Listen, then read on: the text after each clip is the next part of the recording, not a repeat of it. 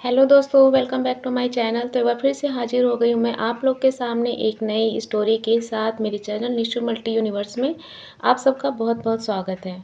तो दोस्तों, कैसे हैं आप सब? आई होप आप सब लोग अच्छे होंगे, स्वस्थ होंगे और मस्त होंगे। दोस्तों, आज के अपने इस वीडियो में एक बहुत ही खूबसूरत सी पौराणिक कहानी लेकर आई हूँ। और एक कहानी का जो शीर्षक है दोस्तों, वो है पार्वती जी ने शिव जी को दान में दे दिया था। तो ये शिक्षाप्रद कहानी है दोस्तों। तो चलिए शुरू करते हैं। और शुरू करने से पहले हमेशा की तरह आप लोगों से एक रिक्वेस्ट है दोस्तों कि अगर आप लोग मेरे चैनल पे नए हैं तो प्लीज़ बेल आइकन के साथ चैनल को सब्सक्राइब जरूर कीजिएगा। और मेरा मोटिवेशन बढ़ाने के लिए प्लीज़ एक प्यारा सा लाइक ज़रूर कीजिएगा। तो चलिए दोस्तों, शुरू करते हैं।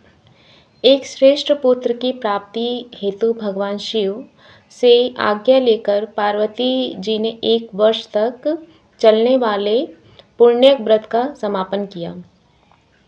व्रत की समाप्ति पर पुरोहित सनत कुमार ने देवी पार्वती से कहा, सुव्रते, मुझे दक्षिणा चाहिए। पार्वती जी ने मुँह मांगी दक्षिणा देने का वचन दिया। फिर क्या था, पुरोहित बने सनत कुमार ने अस्वाभाविक दक्षिणा की याचना की। देवी, इस व्रत में दक्षिणा स्वरूप मुझे अपने पति को दे दीजिए। यह सुनते ही देवी पार्वती पर जैसे वज्रपात हो गया। वे व्याकुल होकर विलाप करती हुई मूर्छित हो गई। पार्वती को मूर्छित देखकर ब्रह्मा, विष्णु और मुनियों को हंसी आ गई। उन्होंने पार्वती को समझाने के लिए भगवान शिव को भेजा।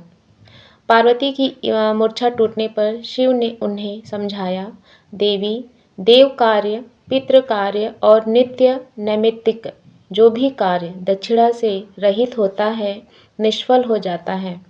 उस कर्म से दाता कालसूत्र नामक नरक में गिरता है। उसके बाद वह दीन होकर शत्रुओं से पीड़ित होता है। ब्राह्मण को संकल्प की हुई दक्षिणा उस समय न देने से वह बढ़कर कई गुना भी हो जाता है। भगवान विष्णु और ब्रह्मा ने पार्वती से धर्म रक्षा के लिए अनुरोध किया। धर्म ने भी समझाया। देवताओं ने कहा, मुनियों ने भी दक्षिणा देने की प्रेरणा दी। फिर भी पार्वती चुपचाप रही। तब सनत कुमार ने कहा, शिवे, या तो आप मुझे दक्षिणा में अपने पति को प्रदान कीजिए या अपने दीर्घकालीन कठोर तप का फल भी त्याग दीजिए। इस महान कर्म की दक्षिणा न मिलने पर मैं इस दुर्लभ कठोर व्रत का फल ही नहीं, आपके समस्त कर्मों का फल भी प्राप्त कर लूँगा। उद्विग्न होकर पार्वती जी ने कहा, पति से वंचित हो जाने वाले कर्म से क्या लाभ? दक्षिणा देने तथा धर्म और पुत्र की प्राप्ति से मेरा क्या हित होगा? पृथ्वी देवी की उपेक्षा कर वृक्ष की पूजा करने से क्या प्राप्त हो सकता है? साध्वी स्त्रियों के लिए पति 100 पुत्रों के समान होता है। ऐसी स्थिति में यदि व्रत में अपने पति की ही दक्षिणा दे दी जाए तो पुत्र से क्या लाभ है? यह सत्य है कि पुत्र पति का ही अंश होता है, लेकिन उसका एकमात्र मूल तो पति ही होता है। मूल धन के नष्ट होने पर समस्त व्यापार ही विनष्ट हो जाता है।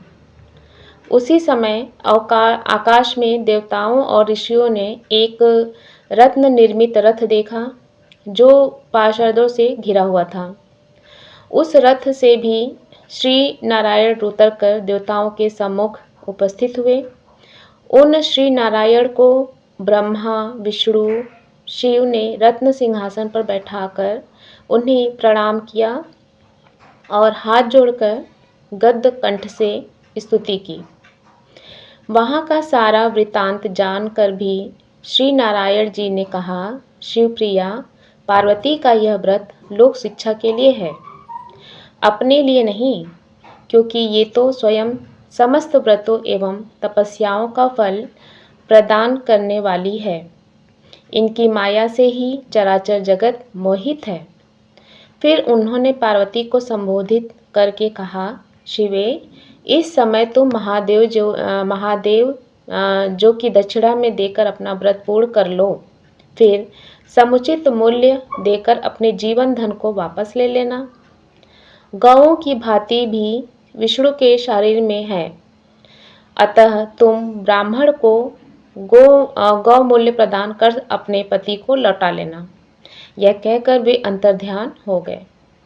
जब पार्वती प्रसन्न मन से अपने प्राण सर्वस्व को दक्षिणा में देने के लिए तैयार हो गई, उन्होंने हवन की पूर्णाहुति की और अपने जीवनाथ शिव को दक्षिणा रूप में दे दिया।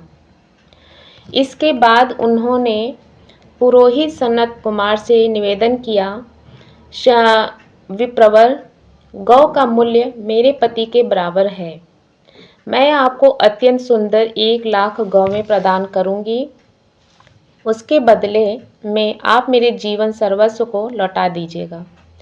प्राणनाथ के मिल जाने पर मैं पुनः ब्राह्मणों को विपुल दक्षिणाएं प्रदान करूंगी। तब सनत कुमार ने पार्वती जी से कहा, हे देवी, मैं ब्राह्मण हूँ, मैं 1,00,000 गौवें लेकर क्या करूँगा? इस दुर्लभ रत्न के सामने 1,00,000 गौवों की क्या तुलना है? मैं इन्हें साथ में लेकर त्रिलोक में भ्रमण करूँगा। उस समय समस्त बालक इन्हें देखकर प्रसन्नतापूर्वक ताली बजा बजाकर अट्टहास करेंगे। कहने के साथ ही सनत कुमार ने भगवान शिव को अपने पास बैठा लिया। यह सुनकर पार्वती जलहीन मछली की भांति छटपटाने लगी। उन्होंने मन ही मन सोचा, कैसा दुर्भाग्य है मेरा कि मुझे न तो अभीष्ट देव का ही दर्शन हुआ और न ही व्रत का फल प्राप्त हो सका। अधीर होकर वे अपने प्राण त्यागने के लिए प्रस्तुत हो गई। अकस्मात उसी समय आकाश में तेज समूह प्रकट हुआ। उस तेज समूह को देखकर पार्वती ने उससे अपने ऊपर दया करने को कहा और उस महम तेजो राशि के मध्य विश्वमोहन श्री कृष्ण स्वरूप का दर्शन किया। ऐसे भुवन मोहन अनूप रूप को देखकर भगवती पार्वती उसी के सदृश पुत्र की कामना करने लगी और उसी क्षण उन्हें वह वर भी प्राप्त हो गया। तदंतर वह तेज वही तिरोहित हो गया। तब देवताओं ने ब्रह्मपुत्र सनत कुमार को समझाया। सनत कुमार ने दिगंबर शिव को उनकी प्राणेश्वरी पार्वती को लौटा दिया। तो दोस्तों, यह थी कहानी जिसमें कि आपने जाना कि भगवान शिव को किस तरह से पार्वती जी ने दान में दिया था और किस तरह से उन्होंने उन्हें वापस पा लिया। तो आज की यह प्रेरणादायक कहानी आप लोगों को कैसी लगी दोस्तों? और आप लोगों में से किन किन लोगों ने इस कहानी को पहले से सुना था, कमेंट बॉक्स में लिख के ज़रूर बताइएगा दोस्तों। तो ऐसी ही दुर्लभ कहानियाँ जानने के लिए, सुनने के लिए मेरे चैनल से ज़रूर जुड़े रहिएगा। तो मिलते हैं अपनी एक नई कहानी के साथ, तब तक के लिए बाय बाय, सी यू।